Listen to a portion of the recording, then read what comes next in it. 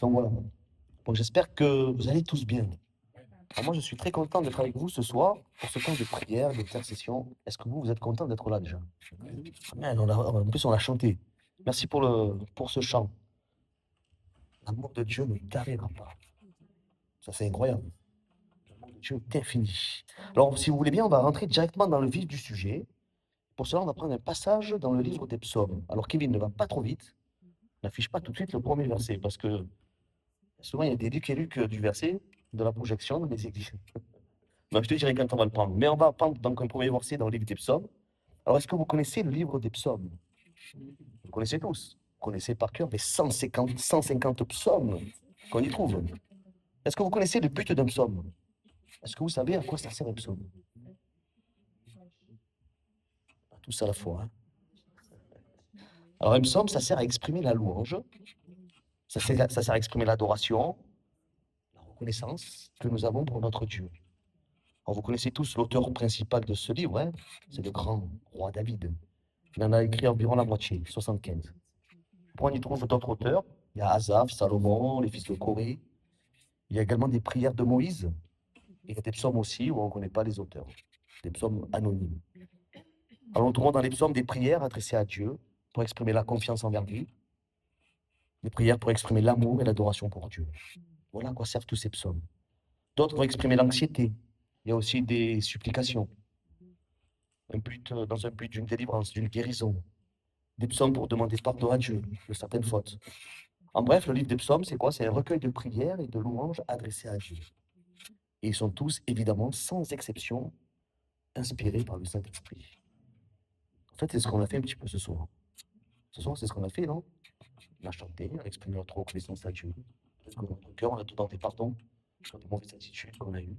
Ce qui est important, c'est qu'on soit rempli de son esprit.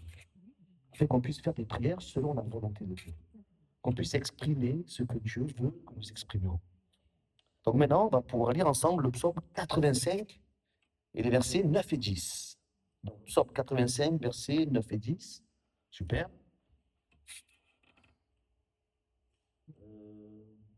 Oui, son salut est près de ceux. Ah, ça, c'est le 10. Donc, le 8, du coup, s'il te plaît. 8 et 9. Donc, j'écouterai ce que dit Dieu, l'Éternel, car il parle de paix à son peuple et à ses fidèles, pourvu qu'ils ne retombent pas dans la folie. Oui, son salut est près de ceux qui le craignent, afin que la gloire habite dans notre pays. Donc, la pensée qui nous intéresse ce soir, c'est son salut est auprès de ceux qui le craignent. Et ce soir, j'ai envie de me poser la question. J'ai envie de te poser la question. Alors, je regarde personne en particulier, mais je regarde tout le monde en particulier. J'ai envie de te poser la question. Crains-tu Dieu? Est-ce que tu crains Dieu? Donc, la question, la réflexion que je souhaite développer avec vous ce soir, c'est craignons-nous Dieu? Mon frère, ma soeur, as-tu la crainte de l'Éternel? Alors, la réponse à première vue semble simple, parce que je vois toutes les têtes qui bougent dans le sens pour dire oui. Donc, oui, vous êtes sûr de craindre Dieu. Vous avez la crainte de l'Éternel. Vous répondez avec assurance à cette question. Oui, c'est super, hein. Mais moi, je pense que si on y regarde de plus près, peut-être que des fois, on n'hocherait pas la tête pour dire oui. Parce que peut-être qu'on craint Dieu dans la parole. Est-ce que dans l'attitude, est-ce que dans notre comportement, ça reflète bien la crainte que nous avons de l'Éternel? Si on prend la définition simple en hébreu, craindre est traduit par yar, qui veut dire craintif, dans la crainte, respectueux, avoir peur. Donc déjà là, ça laisse peut-être d'autres réponses. Craintif, dans la crainte, respectueux, avoir peur. Et on retrouve ce terme plus de 160 fois dans l'Ancien Testament. Vous savez, quand j'étais jeune, quand j'étais petit, j'ai toujours craint mon père. Toujours. Mais je n'ai jamais eu peur de lui. Mon père ne me faisait pas peur. Mais je suis content. Moi, j'espère que. Il y a une de mes filles qui est là, j'espère. Ma fille, que je ne te fais pas peur. Mais j'espère que tu me crains. Je vais m'expliquer. Après, je me souviens à l'école, quand on parlait de nos parents avec les camarades, une chose qui m'a souvent interpellé, en fait, je ne sais pas vous, c'est d'entendre les copains dire: «Oh non, non, je risque pas de sécher un cours, sinon je ne dis pas ce que mon père va me faire.» Ils avaient peur. Même quand ils avaient des mauvaises notes, on sentait vraiment qu'ils avaient peur, peut-être de la punition, de la correction, je ne sais pas, l'éducation qu'ils recevaient, ils avaient peur des réprimandes. Mais moi, par contre, ce n'était pas tant de la correction que de la punition que j'avais peur. J'avais pas peur de ça, moi. Car je savais l'amour que mon père avait pour moi et mes sœurs. En fait, ce qui me faisait en réalité le plus peur, ce que je craignais le plus, c'est que je ne voulais surtout pas décevoir mon père. En fait, c'est ça qui me faisait le plus mal. Je n'avais pas peur de mon père, mais je ne voulais pas le décevoir. Et souvent, je pose la question, est-ce que nous avons la même attitude avec Dieu? Car très souvent, avec Dieu, la correction, elle tarde à venir, en fait. Justement parce qu'il nous aime, on l'a chanté, son amour ne t'avera pas, et il use de patience envers nous.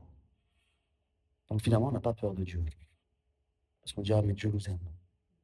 Même si je ne le crains pas, même si je fais des petites erreurs, la correction va tarder à venir. Est-ce qu'on a peur de le décevoir? Est-ce qu'on a cette crainte dans le cœur, finalement, juste de décevoir Dieu? Est-ce que parfois, on n'abuserait pas un peu trop de sa patience, surtout dans certaines circonstances? Psaume 103, les versets 8 et 10 nous disent, donc Psaume 103, versets 8 et 10, l'Éternel est miséricordieux, compatissant, lent à la colère et riche en bonté. Il ne conteste pas sans cesse, il ne garde pas sa colère à toujours, il ne nous traite pas selon nos péchés. Il ne nous punit pas selon nos iniquités, Et j'ai envie de dire, heureusement. Heureusement que Dieu ne nous traite pas selon nos péchés. Donc, du coup, la crainte, la peur, il faut s'éloigner. Parce que ces versets-là, on les aime. Ceux-là, ils sont bien. Hein, ils ne nous traitent pas selon nos péchés. Par contre, le salaire du péché, c'est la mort. Celui-là, on l'aime moins. Est-ce qu'on a conscience de cela? Dieu nous a tant aimés qu'il a donné son Fils unique. On connaît ce verset par cœur. Afin que quiconque en lit ne périsse point, mais qu'il ait la vie éternelle. Mais parfois, dans nos attitudes, est-ce qu'on n'abuse pas parfois de cet amour? Est-ce que nos attitudes, elles sont guidées par notre crainte de Dieu? Ça, c'est la question vraiment que je me pose ce soir. Est-ce que mon attitude est guidée par la crainte de Dieu? Est-ce que nos comportements sont toujours en accord avec la crainte que nous devons avoir vis-à-vis de Dieu? Alors, sans parler de nombreux, nos pensées. Est-ce que nos pensées sont-elles toujours alignées avec notre crainte de Dieu? La peur de le décevoir. On aime à dire, nous sommes sous la grâce. Oui, Dieu fait grâce, c'est vrai. Mais il fait grâce aux humbles. Ceux qui se laissent enseigner par lui et sa parole. Ceux qui ne restent pas dans leur faute ou leur manquement.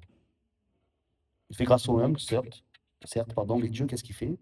On sait, il résiste aux orgueilleux. Et Dieu ne prend jamais le coupable pour l'innocent. Alors, c'est quoi être orgueilleux selon la Bible?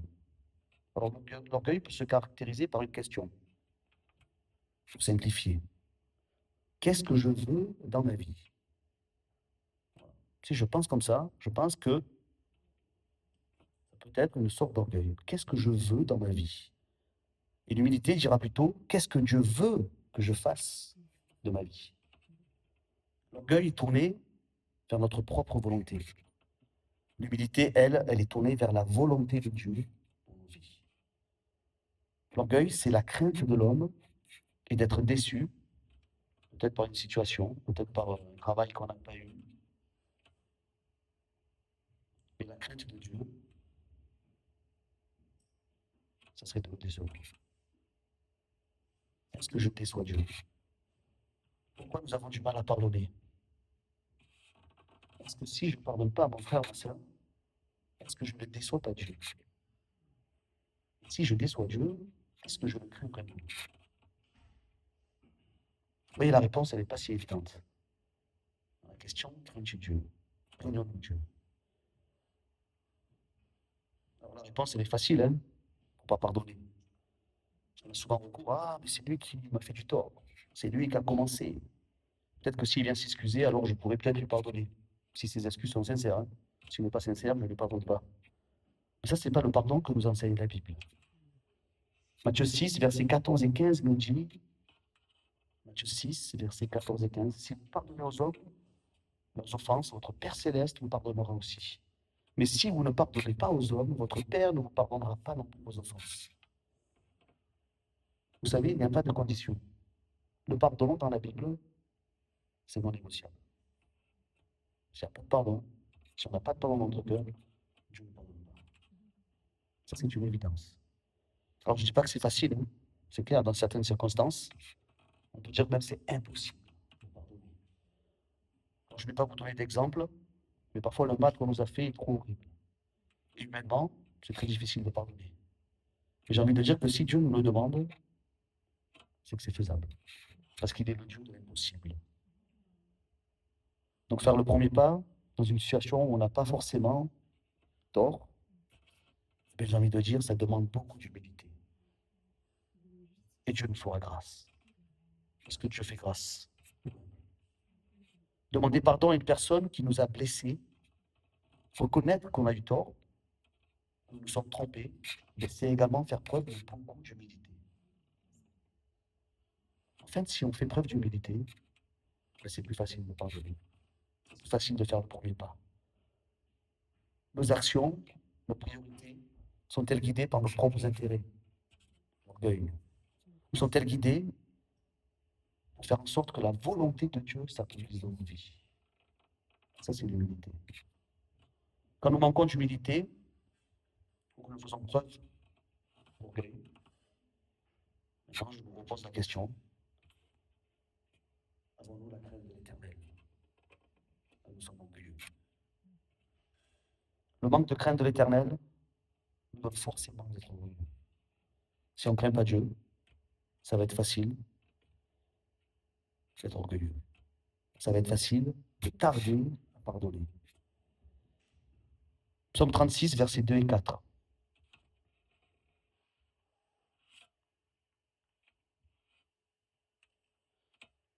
2 et 4. Car il se flatte. Non. La parole impie du méchant est au fond du cœur. La crainte de Dieu n'est pas devant ses yeux. Donc, je vais être le 1, peut-être. Faites le premier. C'est ça. La parole impie du méchant est au fond de mon cœur, de son cœur. La crainte de Dieu n'est pas devant ses yeux, car il se flatte à ses propres yeux pour consommer son iniquité, pour assouvir sa haine. Les paroles de sa bouche sont fausses et trompeuses. Il renonce à agir avec sagesse et faire le bien. Est-ce que dans certaines situations, tu peux laisser afficher? Est-ce qu'il ne nous arrive pas d'agir comme ça? Est-ce que parfois la crainte de Dieu n'est pas devant nos yeux? Vous avez vu, c'est pas si simple en fait de répondre à cette question, hein. Je pense que quand j'ai posé la question au début, vous êtes précipité à dire oui, sans trop réfléchir. Mais c'était bien parce que c'est le cœur qui parlait. Et ce que ça veut dire, c'est que votre volonté, c'est craindre Dieu. C'est avoir la crainte de l'Éternel. Crains-tu Dieu? Parfois, nous avons plus peur de décevoir les hommes que de décevoir Dieu. Souvent, on respecte les règles par peur de la correction. Un petit peu comme mes camarades à l'école. Ils ne respectaient pas parce qu'ils craignaient leur père, parce qu'ils avaient peur de la punition. Moi, si je respectais, c'est pas parce que j'avais peur de la correction, c'est parce que j'avais peur de décevoir mon père. Vous savez, quand j'avais une entreprise, avant d'être dans le ministère, je roulais beaucoup. En moyenne, je faisais 200, 300 km par jour. Donc 200, 300 km par jour, 12 points, c'est pas beaucoup. C'est très peu. Même si je respectais le code de la route, j'étais quand même un assez bon conducteur, sauf pour le téléphone. Aïe, aïe, aïe. Parce qu'il n'y a que moi qui ai un problème avec le téléphone. Bon, maintenant, les voitures sont bien équipées. On a tous le kit main libre. Une fois, je me souviens, j'avais presque perdu tous mes points à cause du téléphone. Je m'arrête à Noroto, j'achète un poste avec le Bluetooth. Je l'installe, tout content. Je rentre dans la voiture, clac, da, da, da, da, da, je pars avec le téléphone et je me fais arrêter. Le monsieur, il me dit, parce qu'en fait, il a été devant moi, la voiture. Et il me dit, ça fait 10 minutes que je vous suis. Je dis, il va raccrocher à un moment donné. Et moi, je parlais normal, hein. Donc, il met ses gyrophares, je me gare. Et je lui dis, j'ai mis le poste. Il me dit, ouais, mais il faut s'en servir du poste si vous le mettez. Bon, j'ai fait perdre mes points. Il me restait 3 points. Et qu'est-ce que j'ai dû faire? Un stage de récupération de points. Alors, je suis allé dans un état d'esprit pas très positif. En fait, j'étais remonté contre la sécurité routière. Parce que je voyais plus de répression que de prévention. Dans ma tête, je me suis dit, je vais arriver là-bas avec de braves citoyens comme moi. Nous allons nous faire juger comme des criminels de la route. Ah, j'étais vraiment bien. J'allais dans les bonnes pensées. Ben, je ne sais pas si quelqu'un d'autre vous a déjà participé à ce genre de stage. Mais croyez-moi, moi, j'ai pris une belle leçon d'humilité. J'ai réalisé qu'en fait, les règles sont faites pour nous protéger d'un danger. Elles sont faites pour nous embêter et nous priver de certaines libertés. En fait, respecter les règles, pas par crainte, pas par crainte pardon, du gendarme, mais par crainte pour notre sécurité. Avec le Seigneur, c'est pareil. Il faudrait le craindre, pas par peur de la réprimande, parce qu'on l'a vu, il tarde, et il ne punit pas selon nos iniquités. Mais soyons dignes de son amour pour nous. En fait, il désire notre bien, rien d'autre. Vous savez, il y a de l'espérance pour celui qui a la crainte de l'Éternel. Psaume 103, versets 11 et 13. Mais autant les cieux sont élevés au-dessus de la terre, autant sa bonté est grande pour ceux qui le craignent. Autant l'Orient est éloigné de l'Occident, autant il est loin de nous, nos transgressions, comme un père a compassion de ses enfants. L'Éternel a compassion de ceux qui le craignent. La crainte de l'Éternel, en fait, a un impact direct sur notre vie de chaque jour. Si nous craignons Dieu véritablement, ben c'est simple, nous obéissons à ses commandements. Et on est ferme avec le péché. Si on craint l'Éternel, on est ferme avec le péché. Si on craint l'Éternel, on ne fait aucun compromis. Si on craint l'Éternel, on ne se trouve pas d'excuses. Jamais. En fait, la crainte de Dieu, qu'est-ce qu'elle fait? Elle nous pousse à la sanctification. La crainte de Dieu nous donne à l'adorer pour ce qu'il est, pas pour ce qu'il fait, pour ce qu'il peut nous donner. Nos mots, finalement, notre état dans lequel on est, sont simplement les conséquences de notre désobéissance. Pas plus. Quand tu as un enfant, ne joue pas avec le feu, tu vas te brûler. La brûlure, ce n'est pas la punition, hein. C'est la conséquence de la désobéissance. Avec Dieu, c'est pareil. J'ai envie de dire, mon frère, ma soeur, ne jouons pas avec le péché. Parce que tôt ou tard, on va se brûler. Tu sais, mon père m'a bien raconté cette histoire. Quand ma grande sœur et moi, on était petits, on habitait dans une petite maison sur Marseille. On avait une cheminée avec un foyer ouvert. Alors c'était joli, hein. On voyait les flammes, on voyait les braises, c'était super beau, hein. Donc il n'y avait pas de vitre pour nous protéger des flammes, des braises bien chaudes. Alors je ne vous dis pas le nombre de fois où notre père nous a interdit de nous approcher de la cheminée quand celle-ci était allumée, parce qu'il avait peur qu'on se brûle, tout simplement. Évidemment, nous savons tous que l'interdit suscite notre curiosité.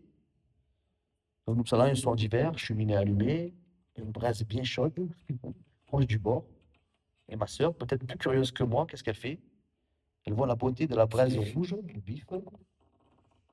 Qu'est-ce qu'elle fait?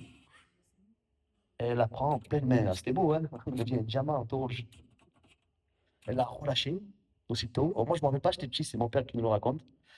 Et au lieu de pleurer, vous savez ce qu'elle a fait? Elle n'a pas pleuré là, en fait. Elle s'est tournée vers mon père.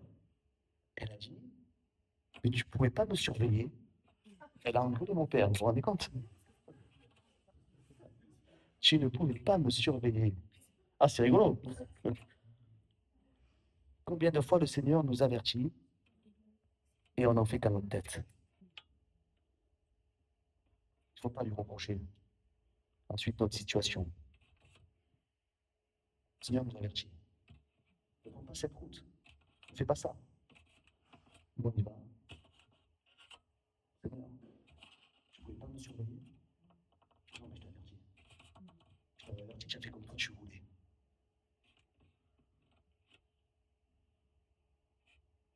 La crainte de Dieu, en fait, nous pousse à nous détourner du mal et à respecter les préceptes de Dieu. Alors, si je te pose la question, maintenant, Crains-tu Dieu? Est-ce que tu crains Dieu dans chaque situation de ta vie? Quelle serait ta réponse maintenant? Est-ce que tu crains Dieu dans chaque circonstance de ta vie? Crains-tu Dieu dans l'intimité de ta chambre? Crains-tu Dieu dans tes pensées? Crains-tu Dieu dans tous les aspects de ta vie? Alors, je ne dis pas d'être parfait en toutes circonstances. En fait, on tend à la perfection. Mais la crainte de Dieu nous pousse à nous rendre compte, à demander pardon et à nous remettre en question. La crainte de Dieu nous pousse à nous éloigner de tout ce qui peut nous éloigner de lui. Quand nous craignons Dieu, un péché ne peut pas s'installer durablement dans nos vies. J'ai vu cette expression qui dit on ne peut pas empêcher un oiseau de voler au-dessus de notre tête. Par contre, on peut l'empêcher, il vers son nid. J'ai du mal à croire qu'une personne qui a la crainte de l'éternel pêche encore par envie, ou alors se trouve des excuses face à une situation qui ne glorifie pas le Seigneur. Un chrétien qui a la crainte de l'éternel ne trouve pas une excuse ou une raison valable pour être en colère. La crainte de l'éternel nous pousse à maîtriser notre colère. Un chrétien qui a la crainte de Dieu peut-il être rancunier sans revenir sur sa colère? Je ne suis pas sûr. J'ai du mal à croire qu'un chrétien qui craint Dieu puisse mentir. Même pour une petite chose, très simple. J'ai du mal à croire que quand on a la crainte de l'éternel, on puisse se juger et se réjouir du malheur des autres. Peut-on, quand on craint Dieu, dire du mal d'une personne dans son pays?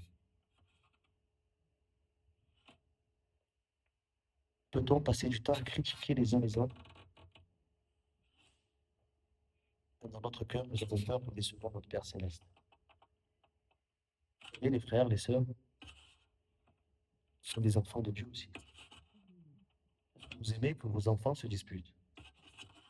Vous aimez que vos enfants se font la tête.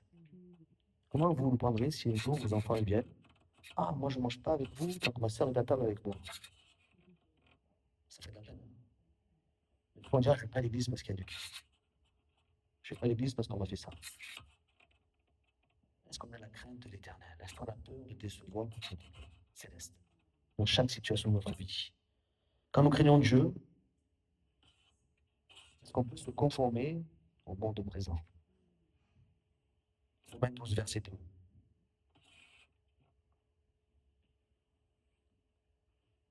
Ne vous conformez pas au siècle présent, mais soyez transformés par le renouvellement de l'intelligence, afin que vous discerniez quelle est la volonté de Dieu, ce qui est bon, agréable et parfait.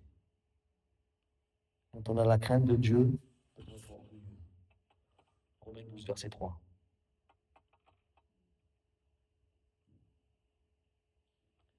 Par la grâce qui m'a été donnée, je dis à chacun de vous de n'avoir pas de lui-même une trop haute opinion, mais de revêtir des sentiments modestes, selon la mesure de foi que Dieu a départie à chacun.